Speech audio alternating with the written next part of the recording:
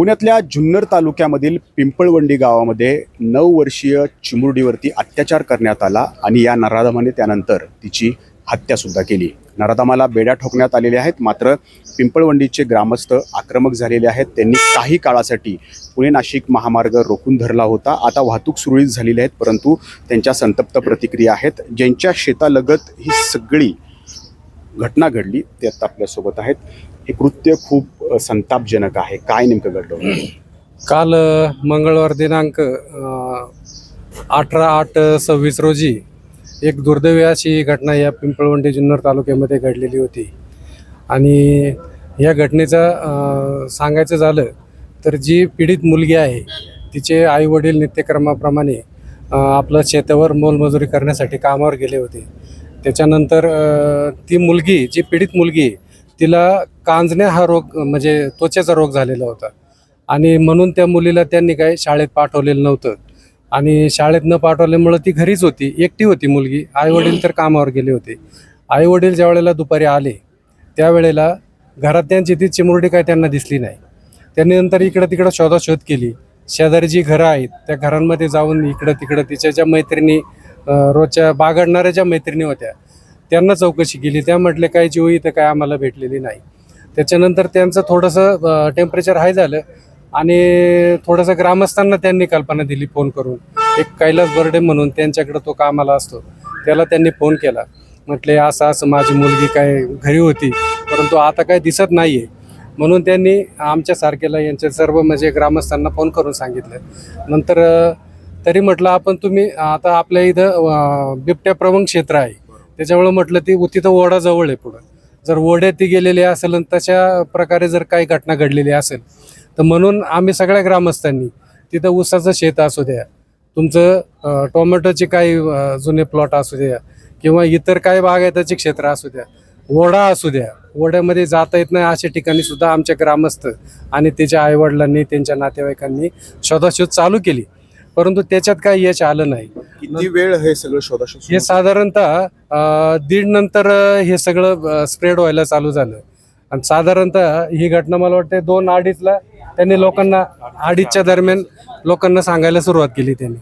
त्याच्यानंतर साधारण 3:30 पर्यंत त्यांनी तिथं शोधाशोध चालू केली। नंतर मग आमच्यासारखीच लोक म्हटले आता आपल्याला तर काय बिबट्याचा काय संशय येत नाही म्हणून आपण पोलीस स्टेशनला तक्रार देऊया। मग त्यांना पोलीस स्टेशनला यांची द्यायला लावली।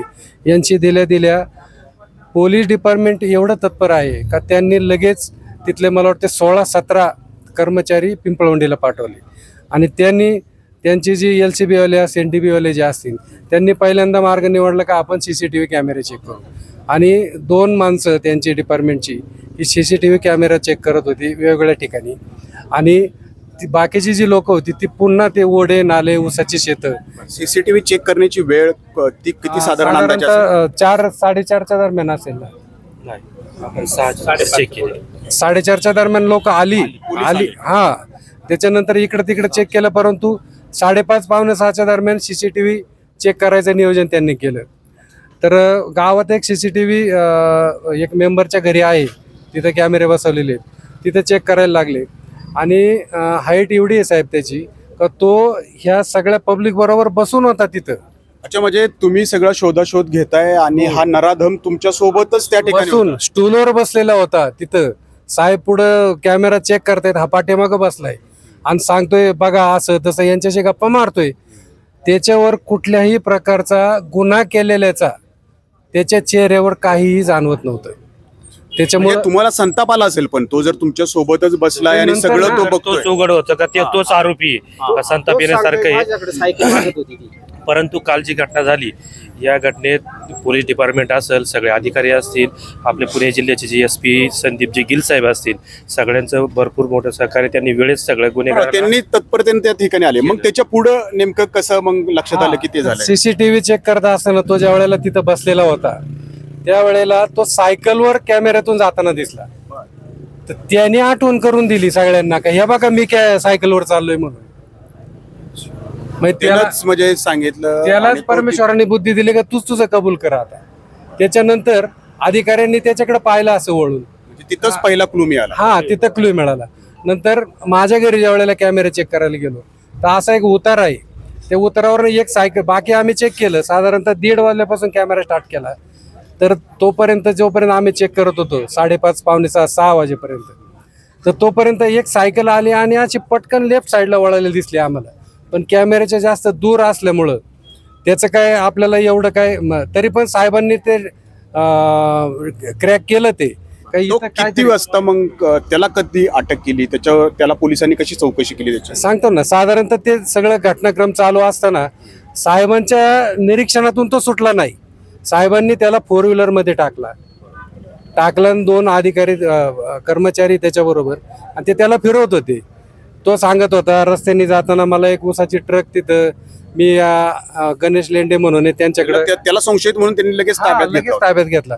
तो म्हटला आम्ही लेंडे स्थळात मी गेलो, जाताना मला एक ट्रक तिथं ऊसाची दिसली, तिथं भरत होती, पण मी परत आलो तिथून, तर आमचे जे हे रिंगनाथ काकडे म्हणून जे आहेत त्यांना तो डाऊट आला.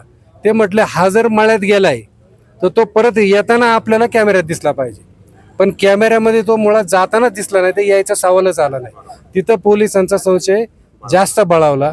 त्याच्यानंतर त्याला ताब्यात घेतलं. पोलिसही हिसका दाखवला. साधारणतः 7:45 वाजले असतील त्यावेळेला.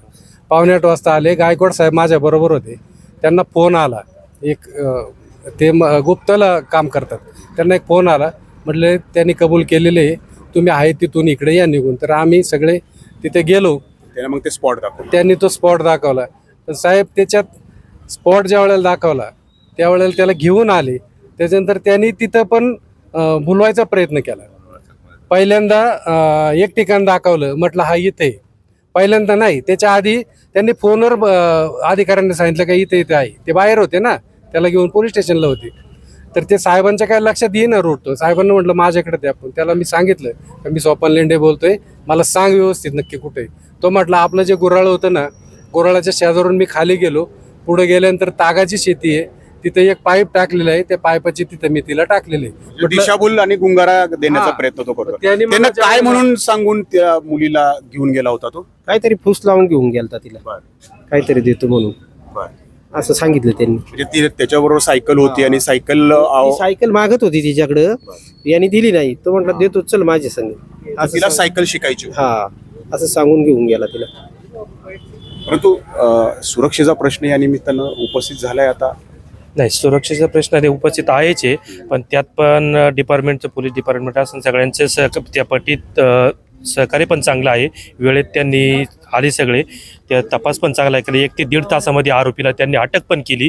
आणि फक्त एवढंच आहे का नसरापूरसारख्या ठिकाणी जी 2-3 महिने आपल्या काही दिवसापूर्वी घटना घडली, त्या बालिकेवर जसा अत्याचार झाला त्याला आरोपीला फाशी शिक्षा झाली, तसेच आमच्या या मुलीच्या बाबतीत जी घटना घडली या आरोपीलाही कठोर अशी शिक्षा व्हावी हीच आमची गावकऱ्यांची विनंती आहे. तर नसरापूरमध्ये जे प्रकरण झालं होतं त्याच धर्तीवरती तिथल्या ज्या नराधमाला जितक्या वेगानं म्हणजे फास्टॅग कोर्टमध्ये सगळी केस चालली आणि तिथल्या नराधमाला तातडीनं फाशीची शिक्षा सुनावण्यात आली, तशाच प्रकारचं या पिंपळवंडीतल्या या पीडितेला न्याय द्यावा अशी मागणी या ठिकाणी करतायत.